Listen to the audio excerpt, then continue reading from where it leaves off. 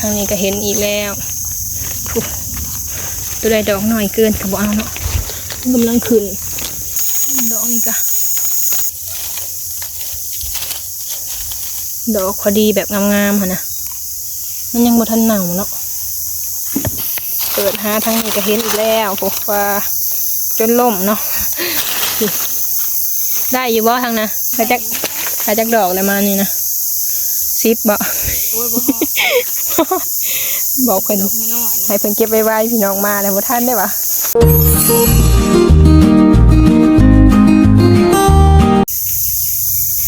โดยกล่าวสบายดีสวัสดีเด้อพ่อแม่พี่น้องเบิดสุขุทุกคนเด้อโดยมาพบพ่อกับน้องลาตีเด้อพี่น้องพบพ่อมื้อนี้กะอยู่ป่าอยู่ดงพี่น้องเขามาหาเฮ็ดเนาะมากับผู้วงพี่น้องกันแหละกะแถวเพื่อนเพิ่นนี่แหละได้ยินว่าฝนตกแน่พี่น้องแล้วก็เฮ็ดออกแน่เนาะก็เลยว่าพากันเขามาหาว่าได้หรือบ่เนาะไปเบิ่งน้ำกันเลยพี่น้องว่าเป็นจังใดเนาะเบิ่งก็คือสิได้อยู่ได้พี่น้องซุ่มๆอยู่เนาะโดยว่าพี่น้องเปิดภาพมาเนาะเขาป่ามาหาเฮ็ดมือนี่กับผู้วงพี่น้องแต่ว่ามาคนละทางแบบว่าแยกกันหานะมา2คนเนาะแถวเตาถ่านเพิ่นนี่แหละมาหาเฮ็ดขมพี่น้องแต่ก็ได้นี่เนาะมาละมันกำลังขึ้นเด็กเดี๋ยวแบบนี้เลยบุใหญ่ปันไดพี่น้องไป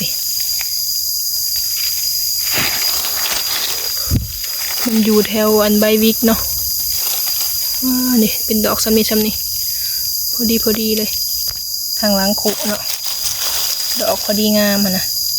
หลังพ่นขึ้นจากดินพี่ทางขึ้นกันมันดอกบริใหญ่เนาะดอกน้อยๆพอดีแกงพี่ตรงนี้ดอกงามพี่น้องค่ะกันนี่เฮดวิกฝนตกเนาะเฮดวิกกำลังออกบางใบไม้เนาะหาขักยังเห็นพี่ที่ตัวนี้อีก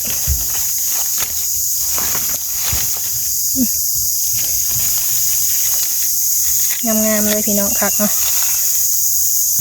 มาเลาะมึงแถวตีนวิกเนาะนี่มันออกแถวตีนวิกพี่น้องเห็ดขมเนาะเลาะมึง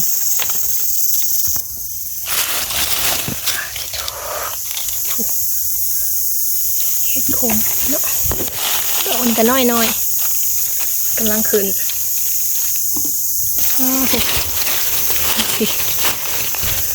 บางใบไม้เนาะมาทางนี้อีกนี่ดอกพอดีงามพี่น้องหาเบิ่งคักๆยังเห็นเนาะกำลังขึ้นน้อยนี่แมนไปเลยอยู่ใกล้ๆกันเลยพี่น้องพวกดอกอยากรุดเลยทางนี้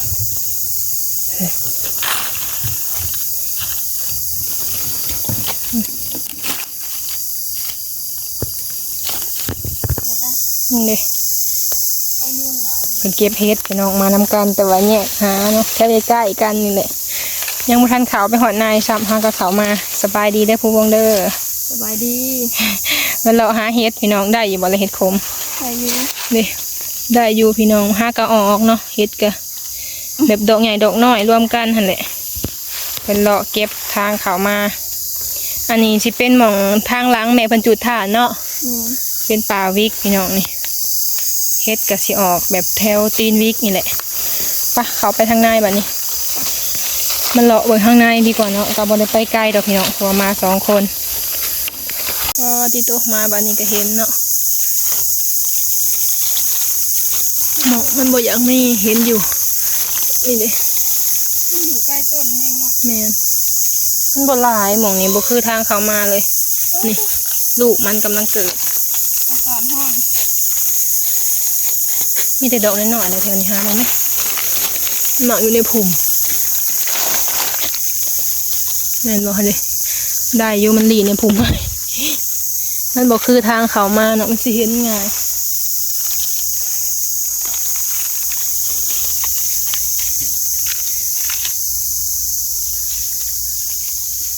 เด้ดอกพอดีงามเนาะมาเลาะเบิ่งข้างในบนร้ายบันไดแถวนี้พอดีงามเนาะเลาะเบิ่งแถวนี้ก่อนเบิ่งคักๆพี่น้องจังเห็นเนาะคือว่าเห็นดอกมันรุดเดี๋ยวยังแต่ดอกตัวนี้กะน้อยๆนะข้างผูกะต้องหามคักๆเนาะจังเห็นดอกนี้กะ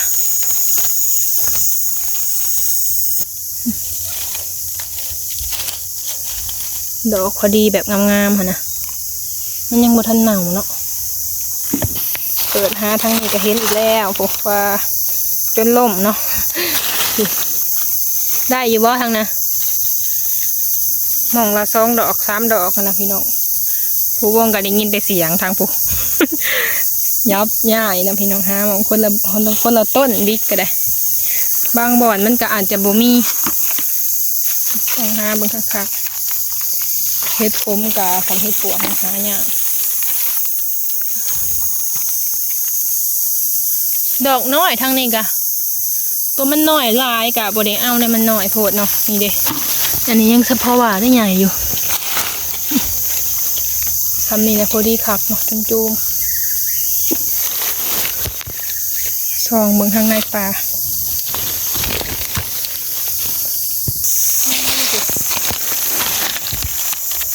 2 ดอกมาคนอยากเถาเลยพี่น้องฮะ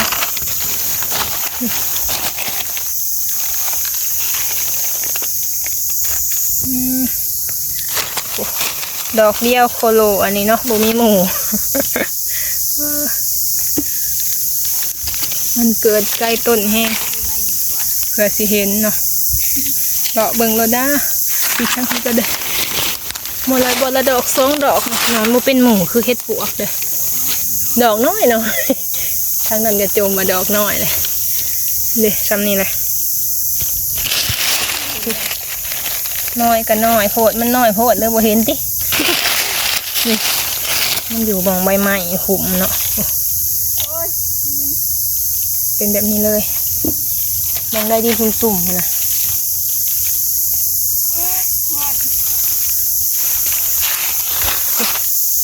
ผู้วงเพิ่นก็เก็บทั้งนั้นพี่น้องสาวเสือแดงเนาะ ยุงหุ่มเลยได้หลายอยู่บ่ถ้าจักดอกอะไรมานี่นะ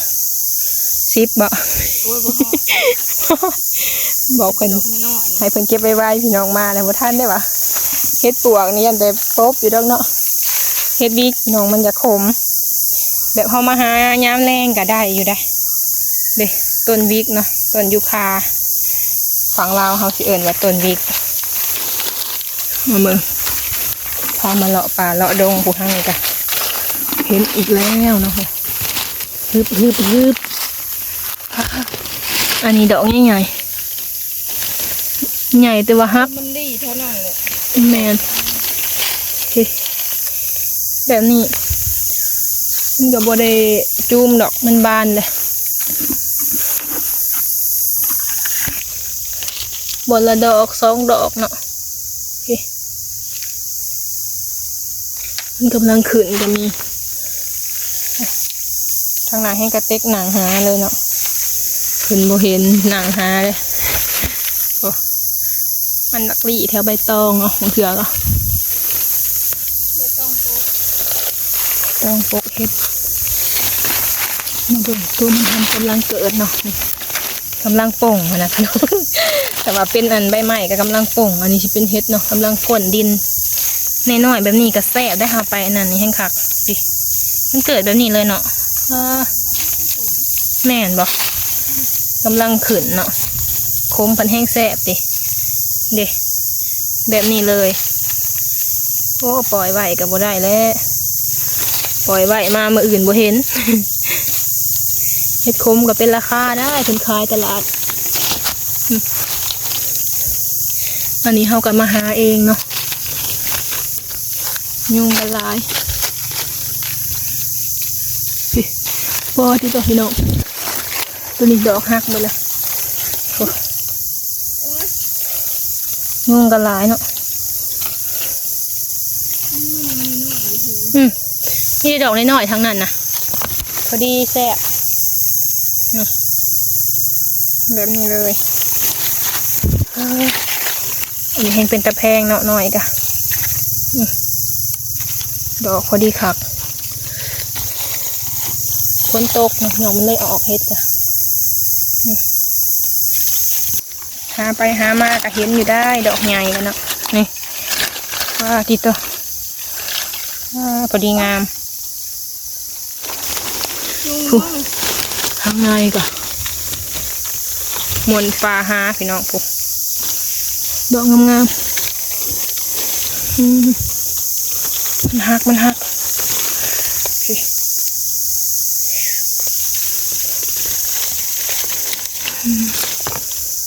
ดอกจนรุดเนาะอยู่ทางในพี่ข้างพี่กะดอกดียาวเบอร์โอ้มันกัดอยู่ตอนนี้นึงนะพี่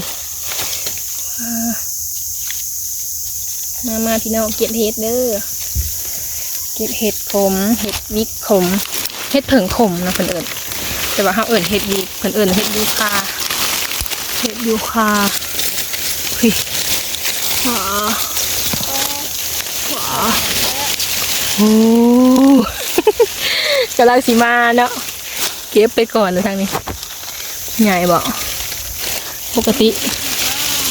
ก็ได้ในดอกน้อยๆนั่นแหละเห็นบ่โหทั้งงานก็ซองหาอยู่หมุนพุ่มเลยพี่น้องหาเห็ดขมเนาะหนังหาเลยไปบัดนี้เก็บต้นนี้แล้วก็ไปเนาะต้นวิกพี่น้องซองบ่พอเนาะยังซองหาอยู่นั่นเลยยังได้เกาะไว้ต้นทางหน้าพุ่นแหละบัดนี้เนาะต้นนี้ก็มีบ่เผื่อมีต้นวิกซองมึงดูเห็ดนะบางทีมีว่าบ่ได้ยันว่าเห็ดปวกออกเห็ดปวกออกจากว่าเงียบเลยจ้ะเงียบได้เอิญบ่ปางเลยเนาะหัวอีกแท้แล้วว่านางทายโมมีในต้นนี้คือบ่เห็นบ่เห็นเห็ดปวกมาแท้ใครจะเห็ดวิกเปิ้นอยู่แล้วถ้าตอนเก็บแล้ววาลียังบ่เห็นเลยตั้งแต่ขาวมานี่ขนาดตาเป็นยังไง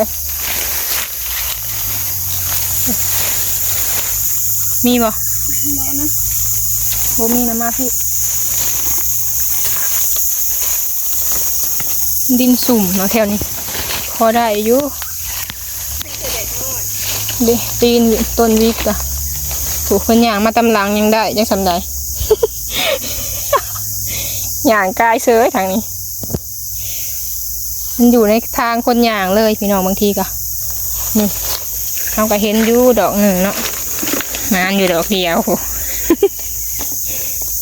นี่คนหมักหัวเนาะดอกใหญ่ซ้ำได้กะเถานี่เถาน้อยหนึ่งได้ดอกใหญ่มันก็ขึ้นอยู่ดีดอกใหญ่ดอกเถา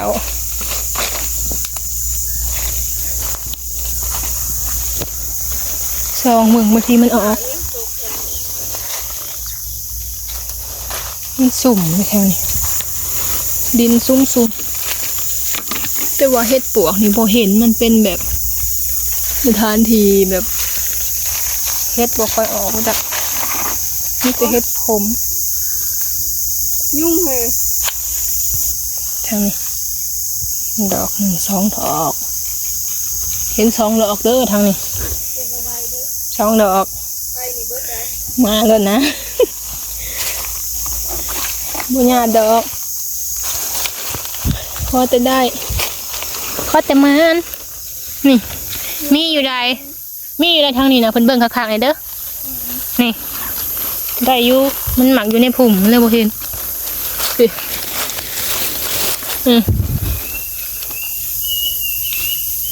หมานจ้ามื้อนี้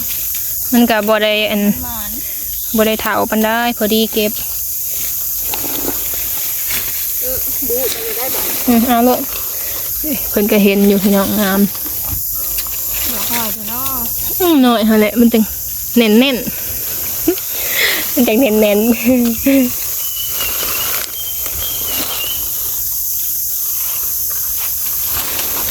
จะได้แต่ยุงกัดหนาบ่ไหวเขามาแบบบ่ได้อัดหนาเลยนะ ขาหอย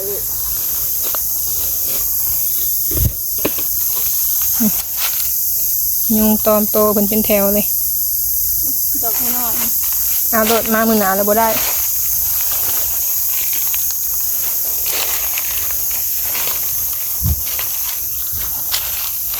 มาเบิ่งทางนี้เนาะ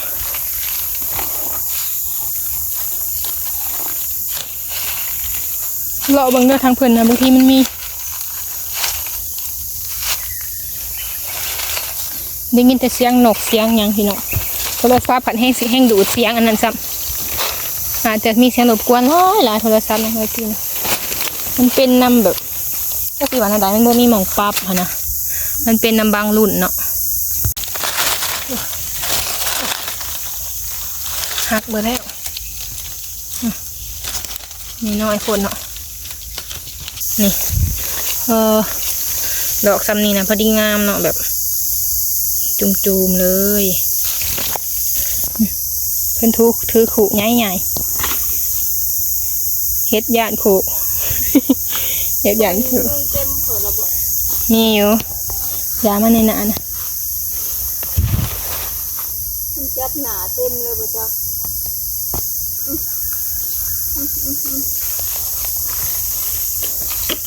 เดี๋ยว อย่างไม้ได้กินในตาบดีบ่เห็นเป็นได้อยู่พอได้แกงนั่นตอนแรงนะพี่น้องลายแท้ๆลายแท้ลายว่า ยุง มาเฮ็ดเด้อเนาะมามือเห็นเพิ่นว่าได้เฮ็ดอยู่เพิ่นว่ามือก่อนนั่นเนาะได้ทงเพิ่นดอกว่าเพิ่นว่าเพิ่นมาหาได้ก็เลยมาหาแถวเพื่อนนั้นมันบ่มีปลาวิกอีหยังพี่น้องมีแต่ทั้งพี่แหละมองได้มีปลาวิกแล้วพอได้กินพอได้แกงแรง นี่เดี๋ยวพอได้แรง แม่น ๆคันว่าขายก็บ่พอได้ขายดอก โอ้ขาย กินนี่แหละ จนเต็มขู่ยังบ่พอขายนะเฮ็ดนะนี่ตัวนะฮะแม่นบ่นี่มันหนาวบ่เอาไหมลองมึงดูถ้ามันหนาวแล้วบ่เอาด้วยทางในนะอีกเขาในนะเห็นบ่ดอกหนึ่งนะ ได้อยู่ ทางในค่ะได้ ใส่ เขาไปนะดูดิดอกจุ่มๆเนาะพอดีงาม เดี๋ยวนะ เอาไหม เอาไหมพอเห็นอยู่นี่2 ดอกกูได้ เอาคนเล็กก่อนเดี๋ยวตัวได้หลาย เอาเลยได้หาทางข้างพอดีเด้อนี่ในเบื้องนี่ทางก้นตัวนะมีอยู่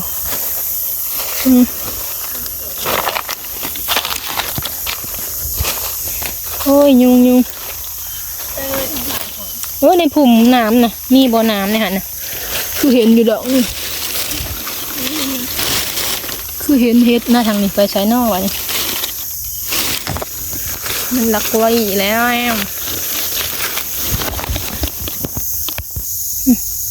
เนี่ยลายดอกเติบในตีนวิกนี่กะต้นวิกใหญ่ๆเลยเนาะก็ส่องมาดูแถวนะคือเห็นอยู่หนักอยู่มองลับๆในเฮ็ดกะ เดี๋ยวสิ ไปเอา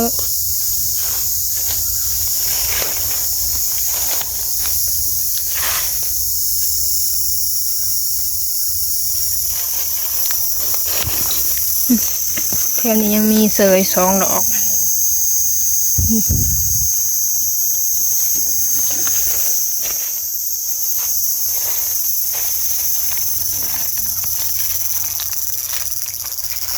ันจะห้อยนกห้อยยังเคลียร์แถวนี้หลายๆ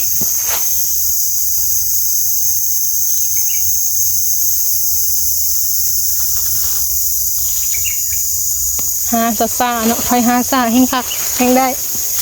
มันก็อยู่แบบในภูมิไม้อีหยังหั่นแหละ เขาบ่เห็นแล้วบัดใส่นี่ นี่ค่ะเอามือลงยังแข็งอยู่บ่ อือ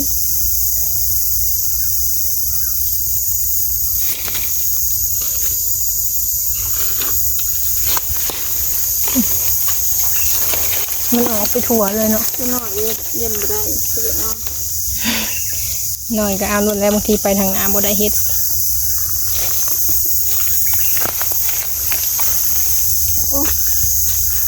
ไว้น้ำยุง ทางนี้ก็เห็นอีกแล้วอุ๊ยตัวใดดอกหน่อยเกินก็บ่เอาเนาะมันกำลังขึ้นหน่อยโพดเฮ็ดดอกน้อยๆเนาะกำลังขึ้นเลยทางหลังก็เก็บอยู่เนาะเก็บทางหลังเห็นเฮ็ดปลาดอกพอดีงามทางพี่กะ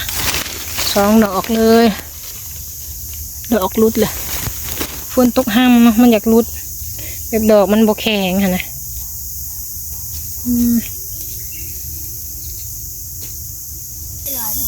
ว้ายังได้เห็ดอยู่ ยุงน่ะหลาย นี่ดอกน้อย มันห้ากะเกิดมาพอดีถือส่วงเห็ดออกเลยพี่น้องดอกหน่อยดอกใหญ่กับปนกันเนาะได้ดีกว่าบ่ได้เด้มันเป็นไม้แบบป่าน้อยๆแต่ว่ามีเห็ดขาดอย่างเดียวมันบ่มีเห็ดปวกเนาะไปทางเพื่อนพี่แหละ ต้องคุณบ่ ทางพี่ใด ฮะ ทางโตผู้ใด คอยมาเบิ่งให้ซื้อปะยุงน่ะหลายหนาจนแดงตายยางออก ออกแล้วบ่ บอกยางออกไปหาเห็ดทั้งนั้น เลื่อนออกเป็นยางเขามาทั้งช่วยเขาไปตัวก่อนค่ะที่มีทางออกนะมีทางยางออกไปเลยหันดิเดเพิ่นได้เห็ดอีกแล้วเนาะ เคยได้ แม่นบ่ก้มลงก็เห็นเลย ได้มันเกิดอยู่แค่ทางเลยเนาะนี่มองนี่บ่มองเพิ่นเก็บนะมองนี่บ่มองตัวเก็บสุดก่อนนะ มันมีมันนั่นมีตลอดดิ 2 หาคักๆได้เพิ่นวางจังได้